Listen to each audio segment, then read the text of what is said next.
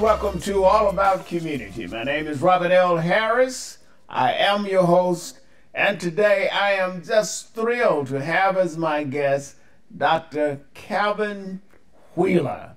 You're going to learn a lot about Dr. Wheeler.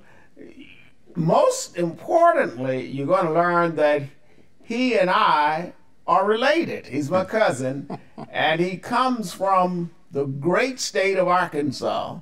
Calvin, welcome to All About Community. Thank you, Robert. Great to be here with you. All right, let's get right into it. Talking about your amazing background. Where were you born? Well, I was born in Arkadelphia, Arkansas. Very small town, about 10,000, although... I wrote a book on Arkadelphia, Arkansas correct. Called Goodbye Arkadelphia. I waved bye-bye to it. You were happy to get out. Nothing like leaving those cotton patches of Arkansas. I know that's right. Back in 1960 when I left. Yeah. But you were a young person then. I was. Where did you go to elementary school? So back in that day, as you'll remember, we had the rural schools that were two-room schoolhouses. Mine was in Gum Springs, 5 miles outside of Arkadelphia, similar to yours probably in Manchester. And 1st through 4th in one room, 5th through 8th in the other room. And how was that? Now, just think about that. You had to sit and listen while other students carried on their classes. Is that right? That's correct. Because you only had 2 rooms, right? Only had 2 rooms, and of course outdoor bathrooms, nothing inside. But it worked to my advantage. Audience, get this, viewers, understand. Dr. Wheeler came from a 2-room schoolhouse with outdoor toilets. That's correct. No running water. In fact, that was the same thing at our home where we lived. We had no running water either. So I say it worked to my advantage because, you know, as I learned, as I grew older, you heard about open classroom settings, yes, etc. So really what 2-room schools were like were open classroom settings. So in 1st through 4th, there were 4 of us that entered 1st grade that year. 4 people. 4 people. 4 students. 4 students. So, but being in that setting, the teachers were pretty clever in how they orchestrated the courses. So 1st grade would do things, then she would have 2nd, 3rd, 4th working on other things, and then the 2nd would be live, and the 3rd, etc.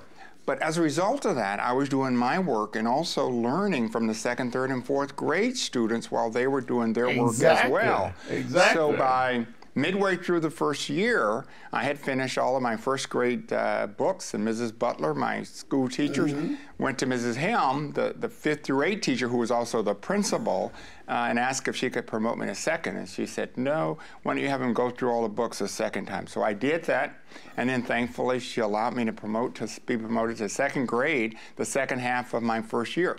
So I did the first 2 grades in 1 year, and then the following year I started in the 3rd grade. Now, when you left Gum Springs and went to Peak High School, right? So the Arkansas State Legislature closed the rural schools at the end of my 5th grade year. So at 5th grade, they started to bus us all into Arkadelphia from all the outlying communities, Curtis, Gum Springs, Manchester, etc. So that 6th grade year was the last year in elementary school, so I did elementary school at Peak Elementary School. And so, of course, there we had a homeroom, and we had 3 homerooms for 6th grade, 29 to 30 students per homeroom. So this was like huge by comparison to Gum Springs.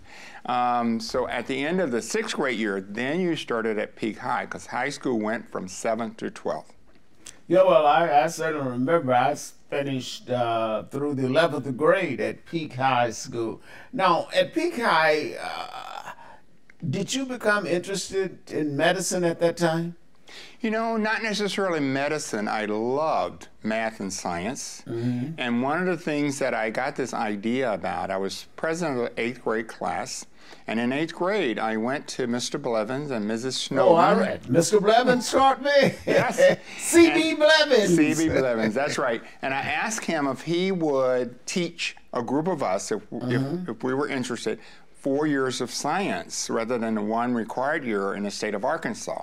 He was so excited about that opportunity.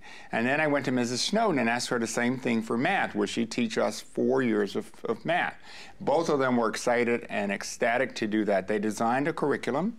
So Mr. Blevins said, you know, we'll teach physical science in the 9th grade, chemistry in the 10th, physics in the 11th, and biology in the 12th. And do you feel as though you were being prepared to go on to college when you finished peak high? Absolutely, absolutely. Why? Yeah, well, one is that my parents always said, you're going to go to college. They wanted all 5 of us to go to college. There was no question about it. So that was something embedded in us from early on.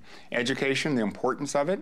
You know, and Mother and Dad made sure they reviewed our homework with us every night. Many mornings, Mother would, after breakfast and after feeding the chickens and the hogs, we would review our homework in the morning before going to school. So that was a big focus on education in our home. So yes, I had no other idea except that I was going to go on to college. So they drilled that into you that you were going to go to college. And Exactly. You believed that. I did. I believed it. And I could see it. My sister, who was the oldest, and she's about 18 years older than me, so I had seen her go on to college. And by the time I was in 8th grade, she was actually teaching at Peak High School.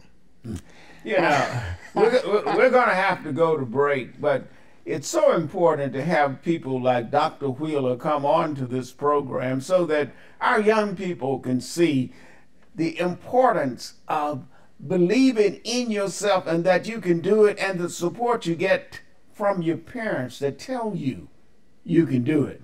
Don't touch that remote. We will be right back with All About Community. Again, my name is Robert L. Harris, and my guest is Dr. Calvin B. Wheeler.